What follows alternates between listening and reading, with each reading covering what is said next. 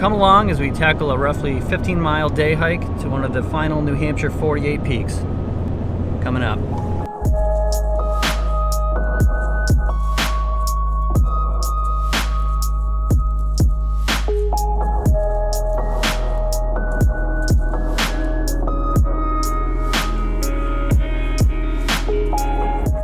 Alright, welcome back. It's just past first light of the day.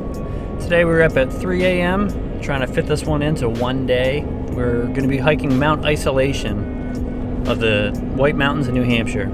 So of course we have the usual suspects today.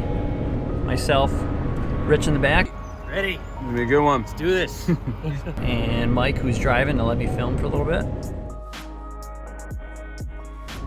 So as some of you know, this channel is much more than just motorcycles, even though a lot of you are here for that.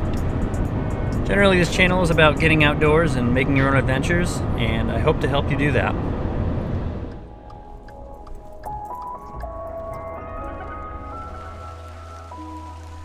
Alright, so here we are at the trailhead. We will be taking Rocky Branch Trail to Isolation Trail and eventually to Davis Path on the way up to Isolation. You know, honestly, it's going to be a little bit difficult not having done any conditioning before this hike. It's going to be an up and back hike. I thought the name of the game today was going to be trying to get this done before the weather hit, but as you can tell, Mother Nature had something else in mind.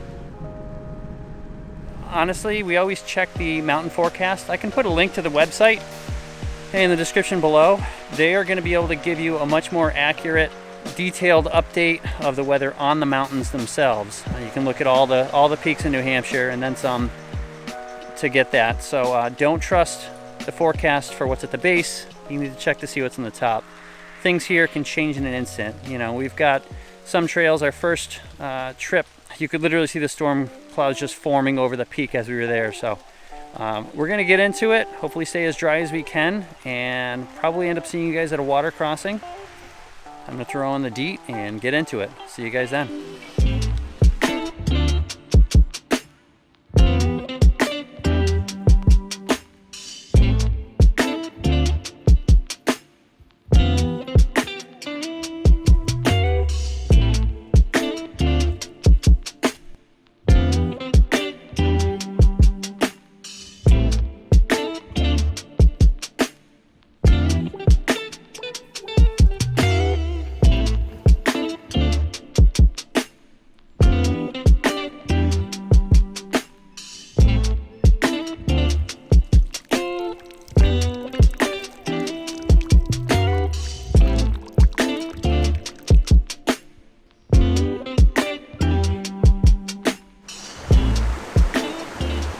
Here we are, not quite 4 miles into the hike, and we're at the first of several stream crossings. It's a good and a bad thing. It does mean that you don't have to pack quite as much water, but even on a day like today, you're going to go through it pretty good. It's humid, it's hot, there's not a lot of wind movement, so we're burning through it pretty good. As long as you have a filter, you should be all set. Just tighter than usual. That's what she said. That's my joke. Damn it, Dwight. So the stream crossing is not too bad. It's been a pretty dry spring, all things considered. And, you know, I have an extra pair of smart wool socks. I would encourage you guys to do the same and bring a pair of trekking poles, which will help. Some people bring a second pair of shoes, like Crocs or something, to cross this, but we'll just take our chances and we should be all set hopping from rock to rock. So one thing people don't tell you if you're not used to hiking around here is the trail system, the rating system. A lot of people that come here from other states, other mountains, say that the ratings are kind of lying to you a little bit, and the trails are actually a little bit more difficult than what the rating says. So feeling that on the way up, and just need a few more calories and a few sips of water, and we'll be on our way.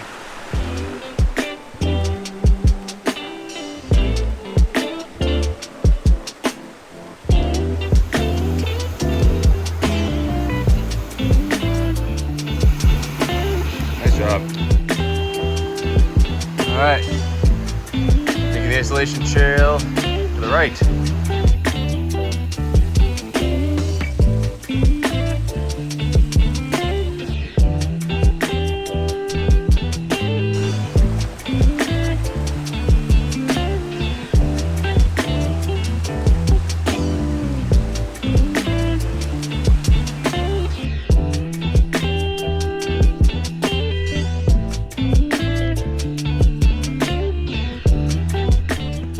humidity is just super thick.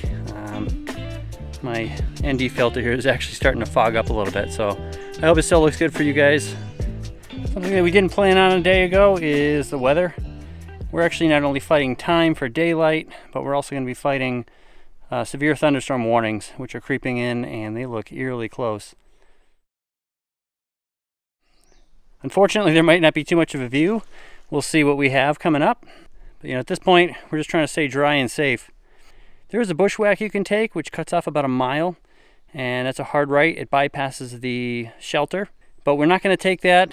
It's got a lot of poison ivy to it, and people say it's pretty much a winter-only pass because of that. This way, if we do go that direction and it does start to storm, we can bail out at that shelter for a little bit, ride out the storm if necessary. And we got a few more miles till the top, so we're hoping for a view, and I'll see you then. Onward and upward.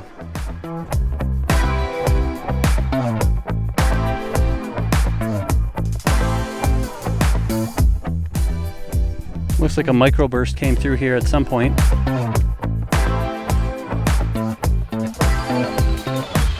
Alright, here we are, almost at the top. Just a little spur trail to get there. And by some minor miracle, it looks like the sun's starting to try to burn through all the cloud cover. Pretty disgusting right now, pretty hot, and there's no breeze, so your sweat just kind of does nothing. But yeah, we're hoping for a view, and if nothing else, I love getting out here. I always think clearer out here in the mountains. Gives me a chance to kind of think about things, the direction of life, the direction of the channel. We've got some good food. It's kind of a joke. Rich always brings this massive sandwich, which is, traditionally the worst possible hiking food. It's heavy per calorie. Here's the sun I'm talking about. But they always look so good, so we finally caved and had Rich make this one. So we'll have lunch, take a little break, and hopefully avoid the storm. We still got to race back to the truck, and things are looking good though. I'll see you up top.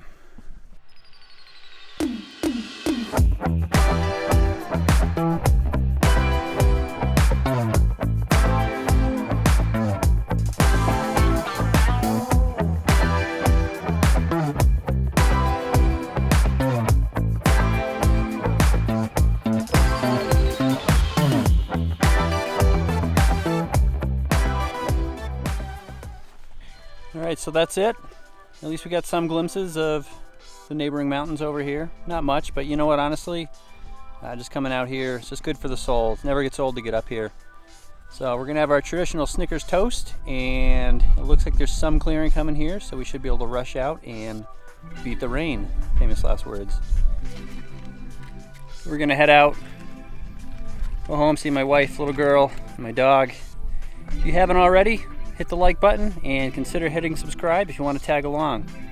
Be safe and be well. I'll see you on the next one. All right, guys. Number 46. Cheers.